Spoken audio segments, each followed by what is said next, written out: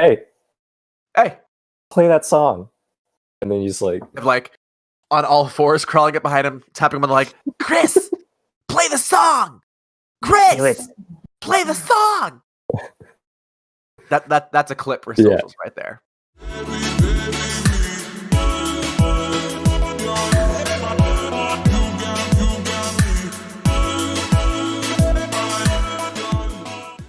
What's up, everybody? Welcome to EDM Chatters, the news show covering everything that's been happening in our industry this week.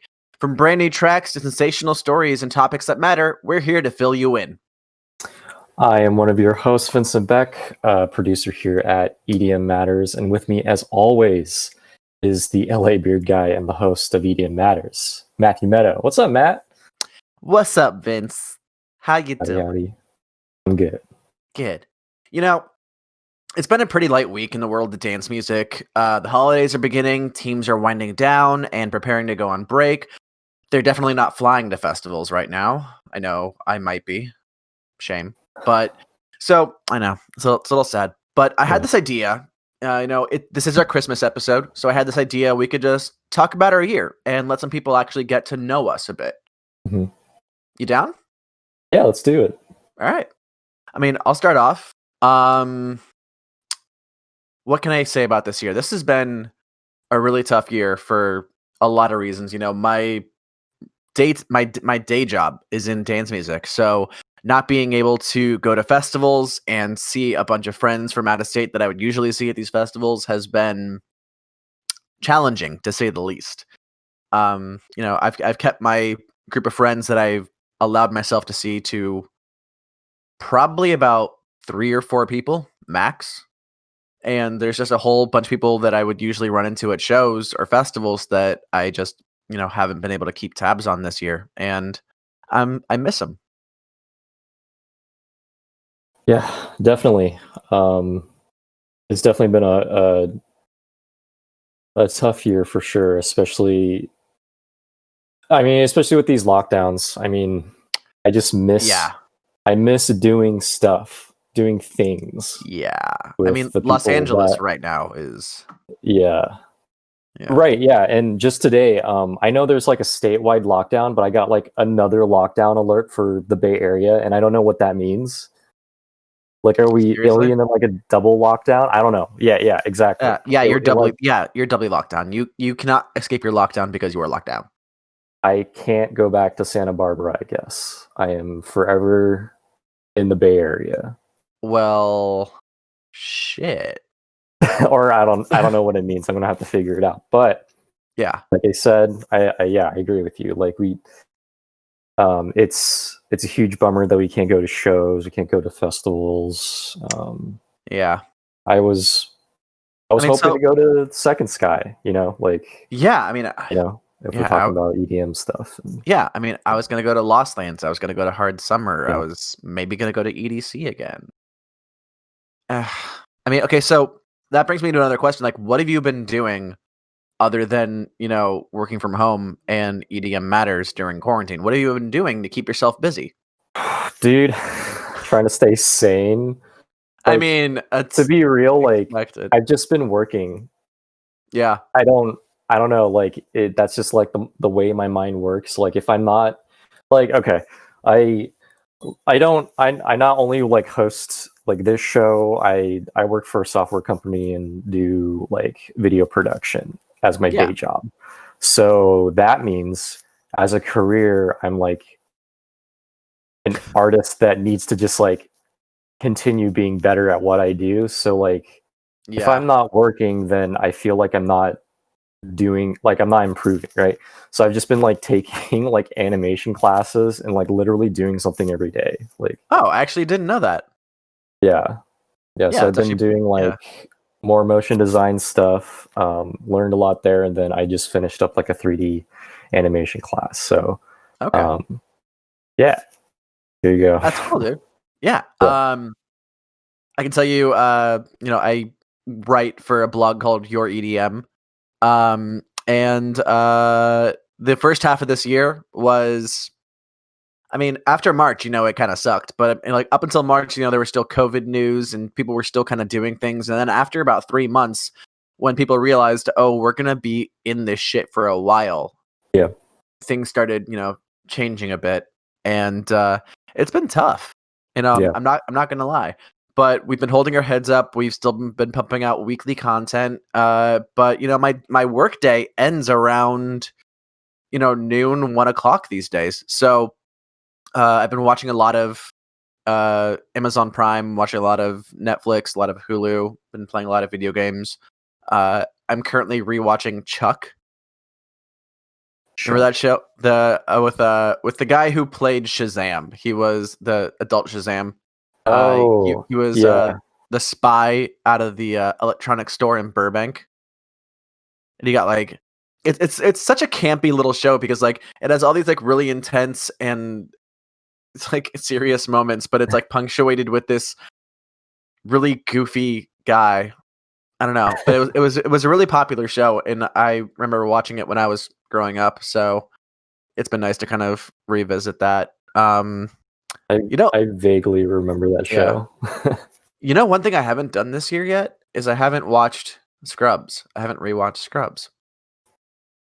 What? I know. So for everyone, that funny you mentioned that. Like, sorry, it's funny you mentioned that on Twitter. I saw you liked Zach Braff's post for because he's doing like a podcast now. Yeah, where they talk about, and it was the photo of it was Ben's funeral. Yeah, and I saw that. I'm like, dude, I didn't know like a picture could like hurt me. That picture make me that emotional. That picture says 1,000 words. So for those of you who don't know, I am a massive, massive Scrubs fan, and to the point that it was my first tattoo. I think I'm sure it looks backwards on Discord, but this says "I'm no Superman" from the show's theme. That was my first tattoo. So huge fan of Scrubs, and I usually watch it once every year. But yeah, other than that, I'm still waiting to play Cyberpunk until it's stable.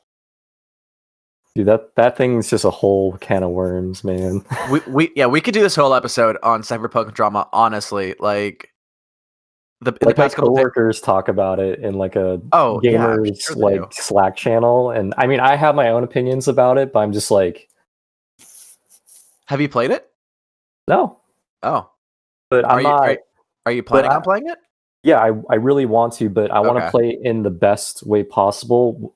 Either that means I pick up my PS5 that's at my parents' house right now, or build myself a computer that can handle like Cyberpunk, handle it at the best quality possible. Yeah, I'm like really hoping to be able to get an RTX card before I actually play it.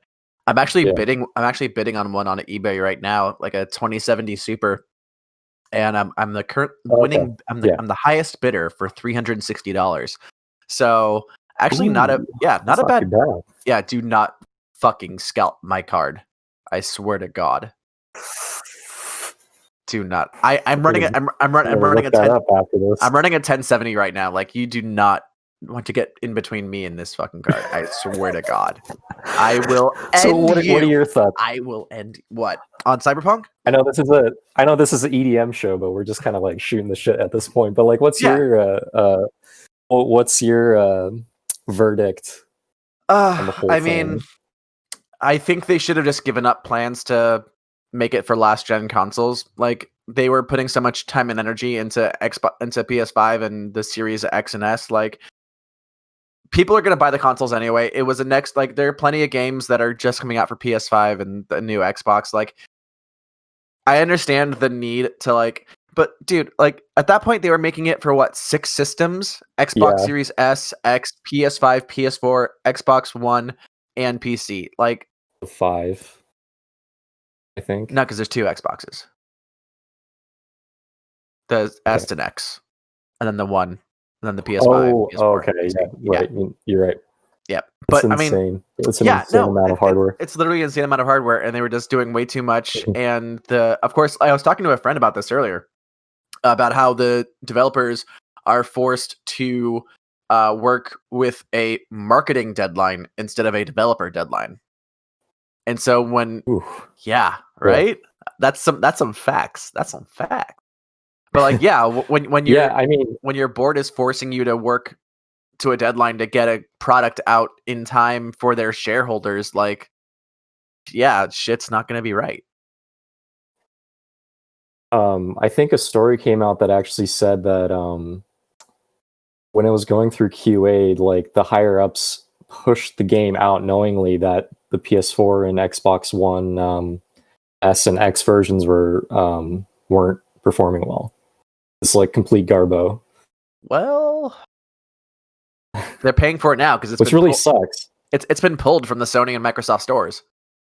Yeah, So there's a definite like lack of leadership. Yeah, and I mean, it just sucks for those devs, though. I really feel bad for them. Like, I like the cyberpunk like genre, and this is like the first AAA game to come from something like that. It's like Blade Runner, but you get to play it. You know? I mean, You know what I mean? wasn't Dishonored like no Dishonored? I guess was more steampunk than No. cyberpunk.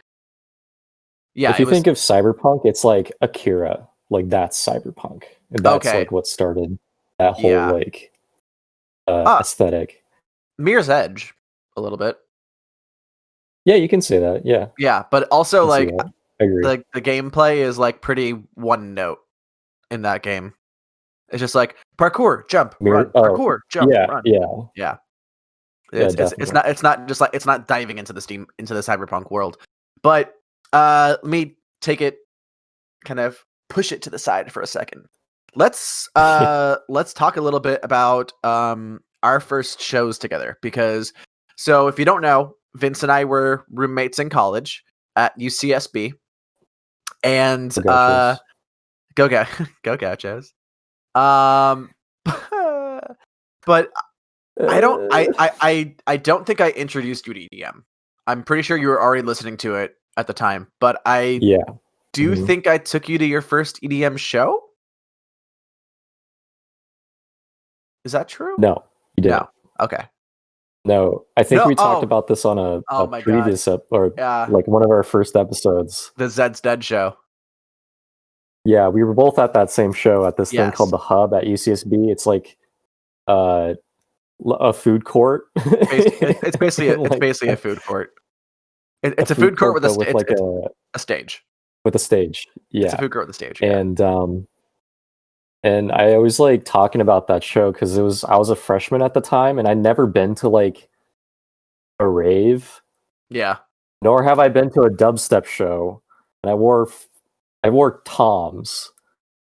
Yeah. And I'm like a 5'9" Asian dude and was getting crushed by like burly like frat dudes in the pit. It was a wild time. But it was Zed's Dead. That was like my first like actual show, which was pretty rad. Like, that might have actually been, I can't remember if that was 2010 or 2011, but if it was 2010, 2011. Was it 2011? Okay. So my first, when I went to UCSB. Yeah. That's right. Yeah. So my first Zed's Dead show was the summer before your first year, down at the House of Blues on Sunset, which is sadly no longer with us. But that was also a fun show. I walked in and that was a good show. But yeah, no, we ended up as roommates. Vince's your second year. Yeah. Yeah, and that was my senior year. Mm-hmm. And I think the first show we went to as roommates might have been that Datsik show. It was either that or Rusco. It was either that or Rusco and Andy C at the Palladium. That was a fun show. Yeah. But yeah, the other show, I actually don't think we stayed for that much of Datsik, because I think we were with our neighbors and they just wanted to go. We were like super weirded out by that whole situation. Oh yeah, it was inside of a church, like inside of a very like low. That was like in Santa Barbara, right? That was in Santa Barbara. That was a very like low ceiling church. Like you think of like a venue as like, a large place, but like this venue is probably like maybe the height of like my ceiling. So like like this big, like maybe. And they were promoting it with like some crazy sound system, which or something, Oh, his vortex. which they didn't bring. Yeah. Yeah. Yeah, because it was too small for the venue. No, it was too big for the venue, but the venue was too small. Still should have brought it. But still, I mean, think about it. I still should have brought it, yeah. But I'm trying to find this lineup. There it is. Yeah. This was You have it? Of course I have the lineup. I save all my lineups. Holy shit. Dude, I save all the lineups for every show I go to. No, this was Datsik, Terra Vita, X-Core, which is a blast from the past, and Getter. Getter was the opener. Like the bottom tier in 2012. So like talk about a blast in the past, talk about like being there like when an artist is tiny and supporting, like when someone tells you to support up and coming artists, they're talking about Datsik at the bottom of a bill in 2012. Like that's what we're talking about. Yeah. Because and it was a small, like shitty venue. Like we went there and we're like, what's happening here? Like, what is this? Yeah. And then like years pass and like Datsik obviously blew up and Getter did too, right? And Datsik it's blew just up like in a crazy how right. Yeah. I mean I didn't want to bring it up. I know. Generally his music sucks. Anyways, Getter but seeing Getter just like kind of go for like I didn't even know Getter was there. I just like don't remember. Right. And then like I hardly remember. I only remember X-Core and Terra Vita from that show. Oh yeah, Terra Vita was there too. That was a sick. That was actually a sick set. One really like interesting story about Terra Vita is I've known the guys John and Chris for a little while, and they have a remix of Aphex Twin, his song Avril 14th, that is one of my favorite songs. It's what I use to speaker test every new set of speakers for bass and like clarity and mixing the mids and the highs, because there's just so much sound coming out at once. But they've never, like, I've seen Terra Vita 10 times, at least that I've written down. And every time that I saw them, they never played the song. And I would always ask John and Chris, like, yeah, when are you going to play the song? When are you going to play the song? And finally, I think it was 2 years ago at Global Dance Festival in Denver, I had just like done them a favor with your EDM.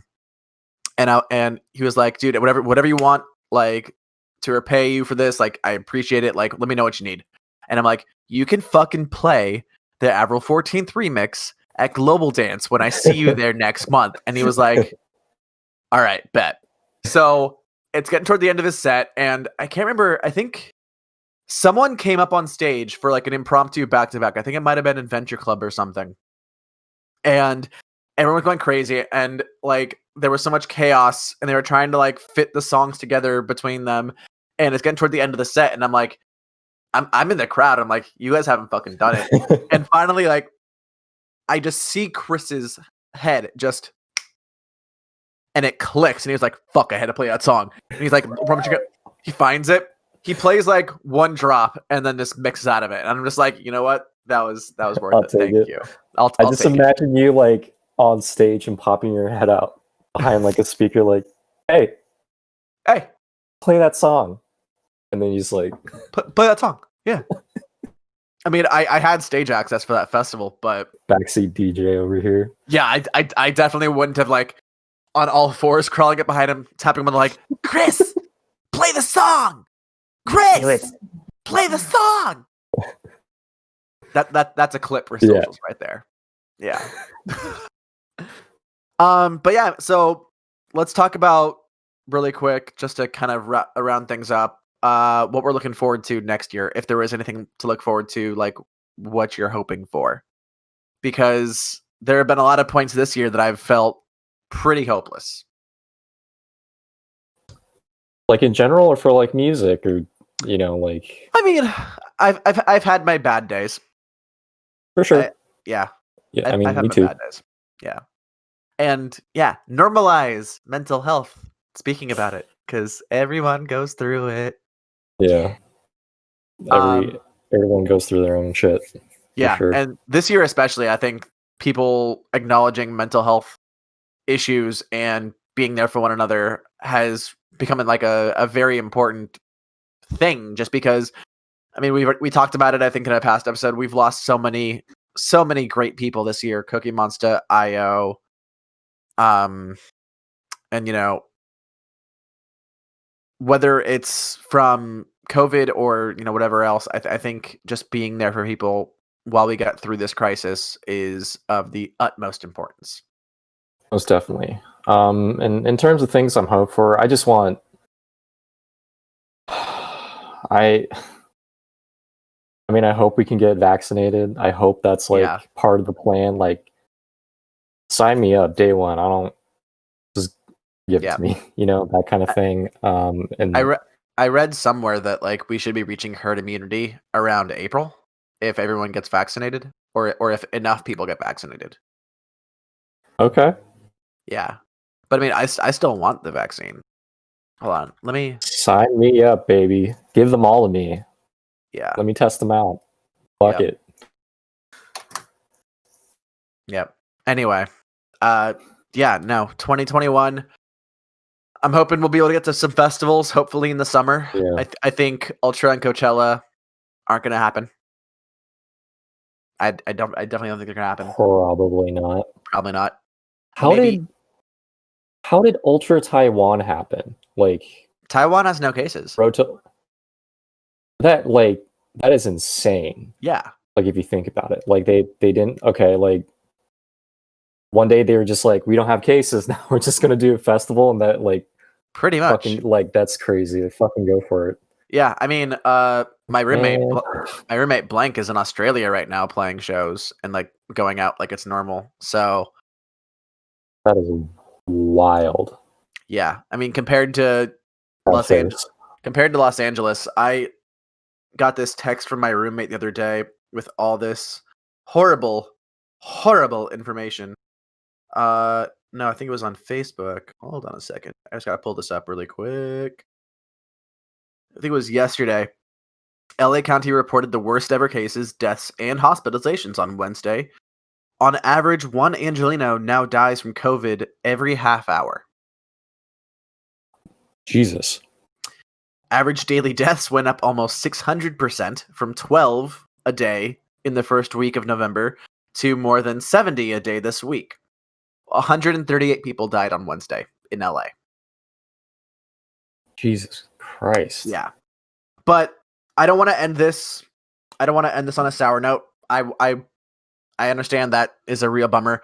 But again, I think we said this already on our Thanksgiving video, but if you've been watching us this year, if you're new to the show, if you are a lurker and know me from elementary school or know Vince and just want to support the show and have been watching, thank you so much. I know this year has been stressful on everybody, and I hope that at least in some part, this show has helped you kind of, navigate that madness. If you ever need to talk, shoot us a DM on Twitter or Instagram. I think our DMs are open.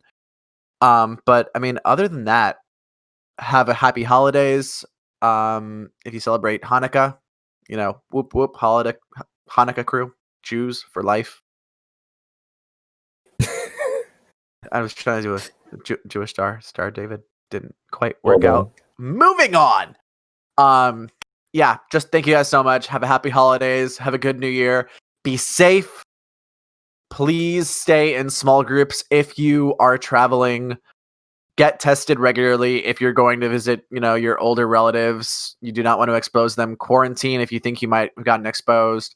And hopefully this will all be over in a few months. I'm Matt. This is Vince.